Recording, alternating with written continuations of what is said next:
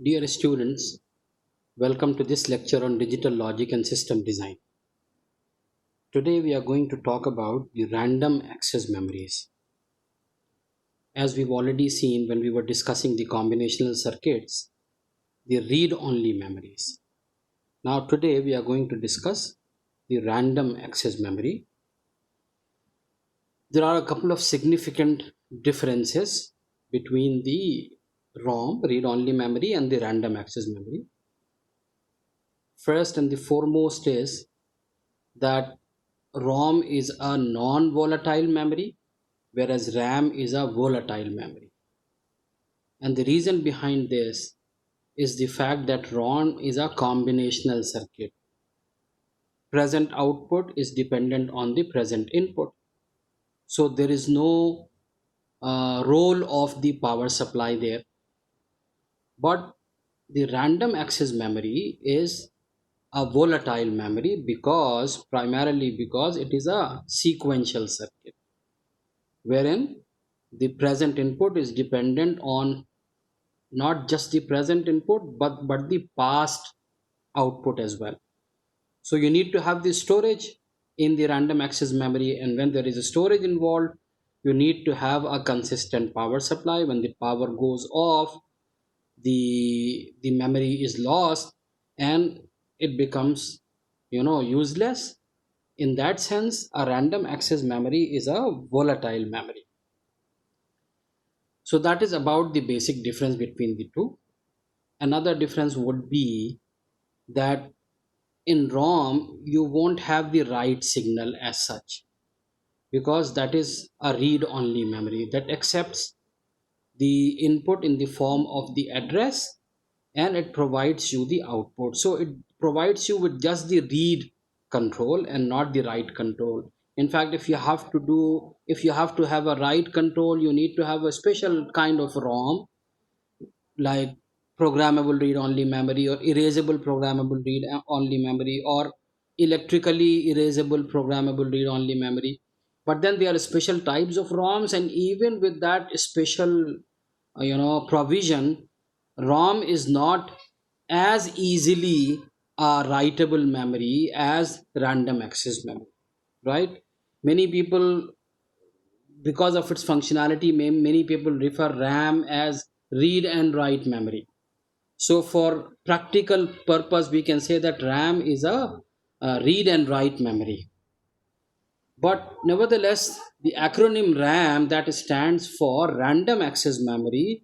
Why? Because it can access any one of its locations in a random manner. In a random means the time required for accessing any of those locations remain constant. There are sequential access memories also, in which you can go one after the other. The locations can be accessed one after the other only. But in the RAM, in the random access memory, you can have the access to its locations in which is independent of the time required, is independent of the location that you are accessing. Even the first location or the last location or a middle, any of the middle locations, that will be accessed in equal amount of time, right? So that is why it is called random access memory. Now over here, this is the memory block, but then this memory block is to be is to be accompanied by a memory address register and a memory buffer register. If you remember, if you can recall, the very first lecture that we had in this unit on sequential circuits, we talked about the basic block, sequential block, which was a flip-flop. So a flip-flop is good enough for storing a single bit. When we extended it for m such bits, it became a register. So these are registers. When you collect n such registers and put them together, it becomes a memory. So what was like a point in the sequential systems in the form of a flip flop, that became a line in the form of a register in terms of the sequential circuits. And now when you put so many such lines together and you make it into a two-dimensional thing, it becomes a memory unit, right? So memory address register, that stores the address that you want the location to be accessed at, the memory location to be accessed at, right? Whether you have to do the reading into that location or the writing into that location, that depends on these control signals. First of all, you have to supply the address where the reading or the writing has to take place. Then you have to have a memory buffer register which stores the data or the information that is to be written into the RAM or that is being read out from the RAM. So what happens? You supply the address. This address may vary from 0000 to 2 to the power n, where n or you can say, since I've written n words, so it varies from 0 to n, right? So depending on this n, we will have to decide the number of address lines. If there is just a single address line, for instance, then I can access two locations. With the value being 0, I'll access one location. With the value being 1, I'll access the other location. If there are two address lines, I can access four locations. 00 will have one location, address 00. Address 01 will have the second location, address 10 will have the third location, address 11 will have the fourth location. Right? Likewise, with the number of address lines growing, the number of locations in the memory will grow exponentially. With 3 lines, we'll have 8 locations. With 4 lines, we'll have 16 locations. With 5 lines, we'll have 32 locations, and so on. So this may be a good exercise to find out how many locations are there given the address lines, or vice versa. For example, with 10 address lines, we will have 1024 locations, or we will say it is a 1K memory. In short, we will say 1K memory, right? With 11 address lines, it will become a 2K memory, right? Precisely, it will be 1024 into 2, which means 2048 locations. But then, in short, we can say it is a 2K location, right? With 12 address lines, 4K locations. With 13 address lines, 8K locations, and so on, up till with 20 address lines, it will become 1000K locations, which is said to be 1M locations, or 1 million locations, and that becomes a mega word memory, right? So n words with m bits per word. If m is 8, m 8 bits per word, then it becomes a megabyte memory, right? And if it is having a value other than 8, we will call it in general as a digital word, and then we will say it is so many locations, with each location having so many bits. So that is what we mean by n words with m bits per word, right? So we have to supply the address, we have to supply the read or write control. If suppose it is a read control along with the address, so that particular location whose address is specified here will be brought, the location, the contents of that location will be brought into the memory buffer register and can be taken out. With memory write, we'll have to not only supply first the address, we'll also have to supply the data that needs to be written into that location whose address is specified here. So when you specify that particular address, this data goes into that particular location and gets stored there, right? For example sake, I have given this this picture. Suppose the contents of the memory address register is this, which is equivalent to 40 in decimal. uh, Obviously this 40, 43, this is mentioned in order to make us understand it better. Otherwise all these things would be given in binary. So this is 42 in binary. See, 2 plus 8 makes it 10, right? And 32, so that becomes 42. So memory address register is having 42, so it will access the 42nd location. Now if it is a memory read, this data from here, from the memory 42nd location, will come out from here into the memory buffer register. If it is a data to be written into this, so this data will override the contents that are there in location 42. See, the total number of addresses may vary from 0 to 1023, because 1 2 3 4 5 6 7 8 9 10 10 bits are there. So it will vary from 0 to 1023. a total of 1024 locations, which is nothing but 2 to the power 10. So that is the role of memory address register and the memory buffer register, which are usually, external to the memory unit, nevertheless important for accessing the contents of the location in a memory, right? So with this, we move on to the next slide and we try to see a basic memory cell.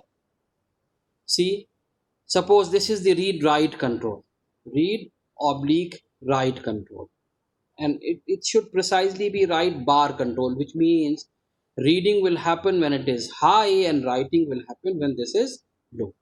So let us consider when this signal is high. When this signal is high, I'll get a 0 here, right? When this signal is high, I'll get a 0 here. And since these are two AND gates, the output of both these AND gates will become 0 0 regardless of what all inputs are there at inputs other than these two, because these two gates will become disabled. So with this signal high, I'll get a 0 and I'll get a 0 at the output of both these AND gates because this is being fed to both of them. So R and S being 0 0 means the input will not be able to change the contents of RS flip-flop. So that means no writing can be done. That means no writing into the flip-flop can be done. Writing of data can be done, right? And since this is high, so this gets enabled. So whatever is Q and select also has to be high. So when all these three lines are high, whatever is, when these two lines are high, select and read oblique write bar is high, whatever is Q will come out at the output because it will be select and Q and read write. So since these two are 1 1, so it will become basically become Q dot 1 dot 1, Q and 1, which is nothing but Q only, right? So data will be read out from this particular memory cell when this read write control is high as well as this select line is high. Suppose the select line is 0, then again whatever you do here, there will be no change. Neither reading nor writing will take place. Nothing will happen because the select will disable. Select being 0 will disable this AND gate also, right? So that way select has got the uppermost hand. When the select is high, then neither reading nor writing can take place. It is when select is low, neither reading nor writing can take place. But when select is high, then they both reading and writing may happen depending on the status of this read write control. If this is high, then reading will take place into the output, and if it is low, now let us consider select is high and this signal is low. Now when this signal is low, this goes high, right? When this goes high and select is also high, whatever input we want to give, that will come here and input bar will come here, so it becomes a D flip flop. So whatever we place here, suppose we place a 1 here, it will become 1 and R will become 0, so the 1 will be stored. If it is 0, then S will be 0, R will be high, so it will get reset. And in such a case, when read write control is low, there will be no output coming out from Q, right? And that makes sense. When something is being written into, reading should be stopped, right? Why? It is like, suppose I'm writing on a blackboard, so when I'm writing, I may change things. So it is better to block reading unless I have finished writing, right? Otherwise, there will be inconsistency in data, right? So that is why when writing takes place, this reading should be blocked. So that is why this is also fed here, so that when this is low, this Q doesn't come out, right? Q is held back unless and until the writing has taken place, right? So that way we have got these two controls: select or read oblique write bar, right? And when this select is high, only then reading or writing can take place depending on the status of these two. When select is low, neither reading nor writing can take place, and when select is high, reading or writing may take place depending on the status of this line. If it is 1, reading will take place of whatever is stored here and writing will be blocked. And when this is low, then writing will take place because this will become a D flip flop and reading will be blocked, right? So this internal circuit of a memory cell, let me show it by a basic cell block, wherein this is the input, this is the read write oblique bar control, this is the output, and this is a select line. Precisely input, select line, read write, and the output coming out of it. We will use this basic cell now to grow our RAM in two dimensions. This is a point. This is the basic memory cell. When you extend it in one direction, it will become a register or a word storage. And when you extend it in the other dimension also, then it will become a RAM. So keep this basic cell block in mind, and we will use it. Three inputs: input, read oblique write bar, select, and one output. Right? Now look here. Suppose address inputs are coming here. Depending on the address lines, we will have a decoder. See, similar to ROM, ROM also had a decoder. ROM had a decoder followed by an encoder. So it is similar in that sense. So these address lines, since these are two address lines, for example sake, we have given. So that is why we are employing a 2 to 4 decoder. Had there been three address lines, we'll have 3 to 8 decoder, and we'll have 8 such words. Four address lines, it will become 4 to 16 decoder, and 16 such words may be stored, right? Okay, let us go back to this example. Address inputs are 2, so 2 to 4 decoder, so I can have 4 different words, and each word is having 3 bits, the example that I've given, and 3 bits, each of those bits are being are being realized using the basic cell that we have seen here. So see, this is the input, data inputs, and this data input should be given to all of them, right? This will be given to all of them, this will be given to all of them, this will be given to all of them. But reading will happen or writing will happen only in one of these words, because only one of the lines of this decoder will go high at a given point of time. Suppose it is 0 0, then this particular line will be high and all these lines will be 0. So all these blocks will be disabled for reading as well as writing. When it is 0 1, only this line will be high and all the remaining lines will be low. So this word 0, word 2, word 3, all of them will be disabled for reading or writing. Only word 1 will be enabled for reading or writing. Now this memory enable control may be there. This is like the enable of the decoder itself. If it is disabled, all these lines will be 0 0, right? That is what we remember when we studied decoders. And now this is the read write line. So this read write line is also fed to all these basic cells. So if memory is enabled, that means one of these lines are high depending on the address input. Whichever line is high, that particular line is going to bring out the words from that entire row as the data output, because they are the OR gates which are receiving data from all of them. So suppose this line word 1 is enabled and word 0, word 2, word 3 are disabled. So I'll get a 0 from word 0 line, 0 from word 2 line, 0 from word 3 line. And since this is the OR gate, so it is like word 1, the first bit, or 0, or 0, or 0. Right? So or 0, or 0, or 0 will reduce me to this particular bit of the word 1. Right? So this will be the first bit, this will be the second bit, this will be the third bit. So this is how the the RAM will function. Once again, you can notice that this is very much a modular design. Modular in the sense that if you want to extend it to more bits, you add more bits per word, you add so many basic cells here and an OR gate, and feed this line to that additional column also, right? And also if you want to increase the number of words, then you increase the size of the decoder, right? And you keep on adding so many rows, right? If you make it a 3 to 8 decoder, you can add 4 such identical rows in it.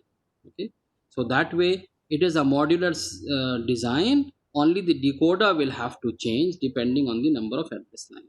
So either in this direction with the number of bits growing, or in this direction with the number of words growing, it is a very much a modular design as far as RAM is concerned, or as far as the storage is concerned. Only thing which you can say is not modular is the decoder that you will have to substitute accordingly, right? So this tells you the number of bits per word, and this tells you the number of words in that particular RAM. Okay.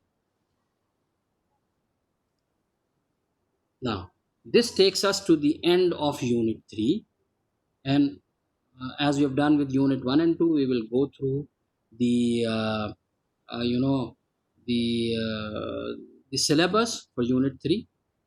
Sequential logic, it was about sequential logic. It says definition and state representation of flip flops. We've done it, right? RS flip flop, D flip flop, JK master slave flip flop, and in fact it was a special case of JK flip flop which became a T flip flop. So that also we have considered. So we have considered their definitions and state representations of these flip flops, their working characteristics. We have seen their state tables. We have seen their excitation tables and triggering, whether it is positive edge triggered or negative edge triggered. We have taken their state tables also, with, for example, with SR being 00, QT plus 1 will be QT, with SR being 01, QT will be 0, with SR being 10, QT plus 1 will be 1, and with SR 11, QT plus 1 is illegitimate or indeterminate state, whatever you want to put it. Likewise, we got it for D, we got it for JK flip flop, wherein 1 also became useful. Asynchronous and synchronous counters, design and analysis. In fact, we have seen the design of synchronous circuits, sequential circuits, and asynchronous sequential circuits. Counters was a special case of synchronous circuits. Synchronous, a special case of sequential circuits. In the case of synchronous circuits, we have seen that all the components of that sequential system are controlled by a single master clock, whereas asynchronous thing may happen at as and when they want to happen, as and when they actually happen, right? There is no synchronization between the various components, right? So that is the concept of synchronous and asynchronous counters. The counter applications are numerous. We all know that. So many places we can, even the digital watch has got a counter. It You have got a counter for seconds, you have a counter for minutes, you have a counter for hours, you have counters for days, months, years, everything. Digital circuit. The counter for the seconds will be a modulo 60 counter. You have 60 seconds. Then minutes will also be a modulo 60 counter. Then days, hours will be a modulo 12 or 24 counter, depending on whether you want to keep it in the 24-hour version or the 12-hour version with AM PM. Description and operations of shift registers we have seen. We also saw a barrel shifter where more than one shift can happen in a single clock pulse, and we also saw a circuit where which shift registers and counter both were happening. It was a counter as well as a shift register, right? With parallel load. We have also seen that with parallel load, a counter with parallel, so that you can preset the count that you want to start with, right?